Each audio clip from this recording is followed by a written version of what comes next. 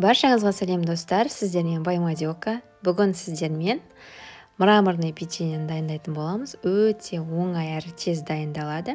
Дәмі өте керемет, ерекше болып шығады. Міндетті түрде осы рецептпен жасап көріңіздер. Сіздердің отбасы мүшелеріңізге барлығына бірдей ұнайды деген ойдамын. Каналыма тіркелмеген болсаңыздар тіркеліп, лайк басып, пікірлеріңізбен бөлісе кетіңіздер. Міндетті түрде барлықтарыңызға бірдей жауап беретін боламын. Түрі өте әдемі болып шығады, ерекше көзге түседі және дәмі де өте ерекше. Ең алдымен бос шынымызға осылай ұнымызды жайғастырып аламыз. Ұнға 10 грамм разрыхлитель қосамыз.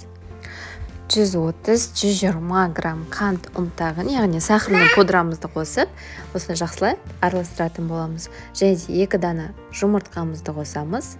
Оны да жайлап араластырып алып, еріген сары майымызды немесе маргаринмен алмастырсаңыздар болады, соны жақсылап қосып, бетіне какаомызды қосып, қолымызбен қамыр илейтін боламыз. Қамырымыз өте жабысқақ қолға болады, соған дайын болыңыздар. Барлығын біріктіріп алып, одан кейін целлофанға осылай алып аламыз да, тоңазытқышқа қоятын боламыз.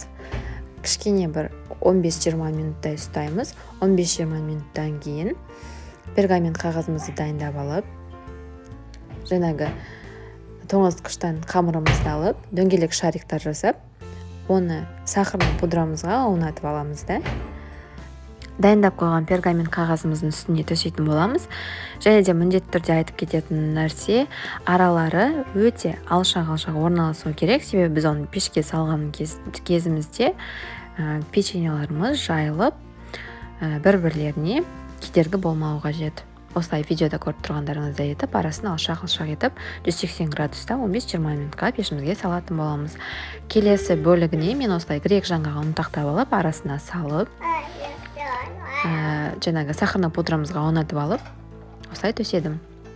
Онымды да бір 15-20 минут көлемінде пісіріп алдым. Менде әсел пеші, енді сіздер өздеріңіздің пештеріңіздің функциясына қарай өздеріңіз қарайтын боласыздар.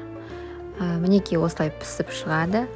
Түрі де, дәмі де өте үйлесімді, жақсы болып шығады. Мен сіздерге шынайы кеңес берем жасап көруге. Міндетті түрде жасап көріңіздер. Астарыңыз дәмді болсын. Сіздермен болған Мадина.